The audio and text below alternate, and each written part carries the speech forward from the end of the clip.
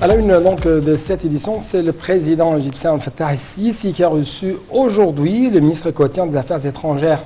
Le porte-parole de la présidence, l'ambassadeur Bassam Radi, a déclaré que le ministre équatorien avait transmis au président el-Sisi un message de son Altesse, l'émir du Koweït, Cheikh Nawaf Al-Ahmad Al-Jaber Al-Sabah, dans lequel il a exprimé la fierté du gouvernement et du peuple équatorien, des liens historiques et de relations étroites avec l'Égypte et son peuple dans divers domaines. Le président Sisi a pour sa part demandé de transmettre ses salutations à son frère l'émir Nawaf Al-Sabah, tout en soulignant la confidentialité de relations égypto-koweïtiennes qui s'étendent sur des décennies de coopération fructueuse. Le chef de l'État a aussi affirmé que la sécurité du Golfe était étroitement liée à la sécurité nationale de l'Égypte, mettant ainsi l'accent sur le rôle du Koweït face aux défis que traverse la nation arabe. L'ambassadeur Radi a de même ajouté que la rencontre a également porté sur les relations bilatérales à la lumière de la prochaine réunion du comité conjoint de deux pays ainsi que des discussions sur des dossiers d'intérêt arabe et régional.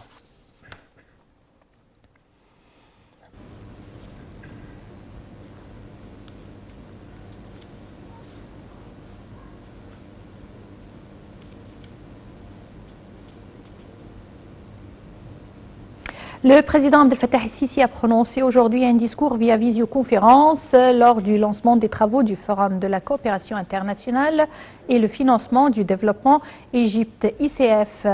Il a affirmé que ce forum joue un rôle efficace dans l'avenir des partenaires internationaux pour atteindre les objectifs de l'agenda des Nations Unies 2030. La ministre de la Coopération internationale, Rania Al-Mashot, a pour sa part affirmé que la première édition du forum constituait un rassemblement mondial exceptionnel. Un commentaire de Sarah Al-Maghrabi. Le président Abdel Fattah el-Sisi a affirmé dans son allocution à l'occasion de l'ouverture de la première édition du Forum d'Égypte pour la coopération internationale et le financement de développement que la transformation vers la croissance globale et durable est devenue un must pour préparer un meilleur avenir aux prochaines générations. Il a ajouté que l'Égypte s'est engagée à avancer vers le développement parallèlement au règlement des problèmes accumulés. Le chef de l'État a affirmé que l'Égypte a réussi au cours des dernières années à relever les défis, à relancer les efforts de développement dans les différents secteurs via la mise en place de projets de la grande infrastructure et des programmes de protection sociale.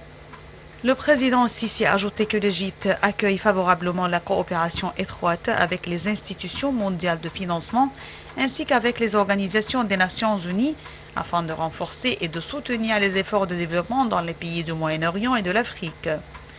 Le chef de l'État a mis l'accent sur l'importance des démarches visant à réaliser le redressement vert, révélant à cet effet que l'Égypte a été parmi les premiers pays ayant adopté un plan stratégique à long terme pour réaliser le développement durable 2030. Le fait qui a entravé les capacités de ces pays à emboîter le pas avec le redressement vert, a souligné le président Fattah el-Sisi, appelant à cet effet au soutien de la communauté internationale et les institutions mondiales de financement pour réaliser les objectifs escomptés des agendas ambitionnés.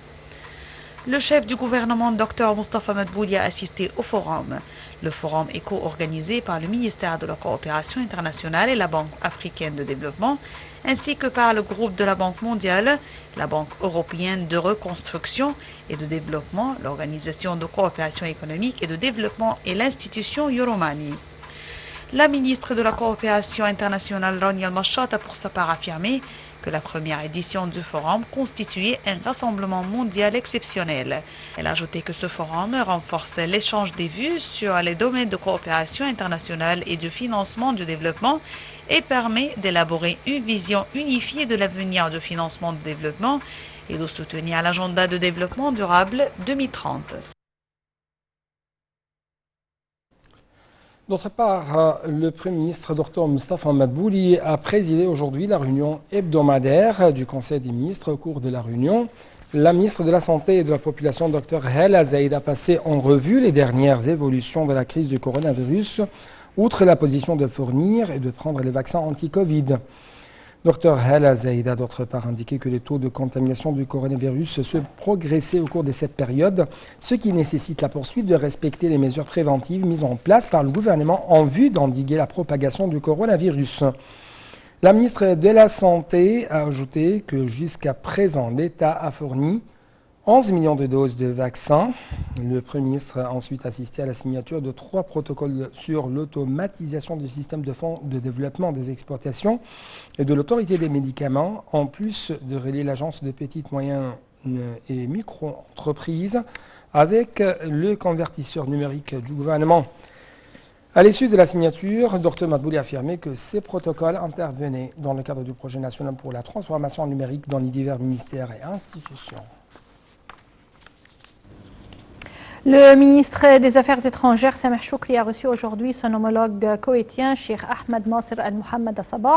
La rencontre a porté sur les relations distinguées entre les deux pays frères et le mécanisme du travail arabe conjoint dans le cadre des préparatifs pour les travaux du Conseil ministériel de la Ligue arabe. Monsieur Choukri a par ailleurs reçu la ministre sud-soudanaise pour les Affaires étrangères et de la coopération internationale, Béatrice Khamisawani. La rencontre a porté sur le renforcement de la coopération bilatérale et la coordination des positions entre les deux pays.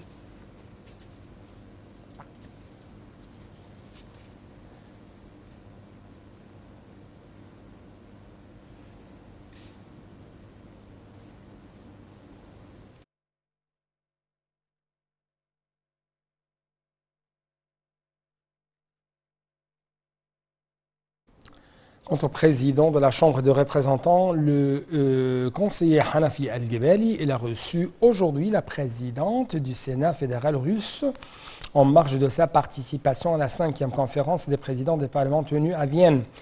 Lors de ces discussions, Dr Gebali a confirmé que l'Égypte ne renoncerait pas à son droit aux eaux du Nil, qui ne contredit plus avec qui ne contredit pas avec le droit d'autrui dans la réalisation du développement durable et de la prospérité.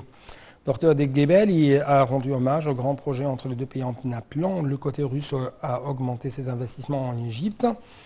Il a également loué la décision russe de la reprise des vols directs vers les stations balnéaires. Pour sa part, la présidente du Sénat fédéral russe a assuré l'appui total de son pays à la position équitable de l'Égypte en ce qui concerne le dossier du barrage éthiopien de la Renaissance. Le conseiller Gebali s'est également entretenu avec le président du Conseil des députés nigériens. Au cours de l'entretien, le président du Parlement a affirmé que les relations égypto-nigérianes étaient strictes et durables, soulignant ainsi l'importance de renforcer ces relations. Pour sa part, le chef du Parlement nigérien a mis l'accent sur les relations profondes entre les deux pays, appelant à la coordination entre les parlementaires de deux pays dans les diverses questions.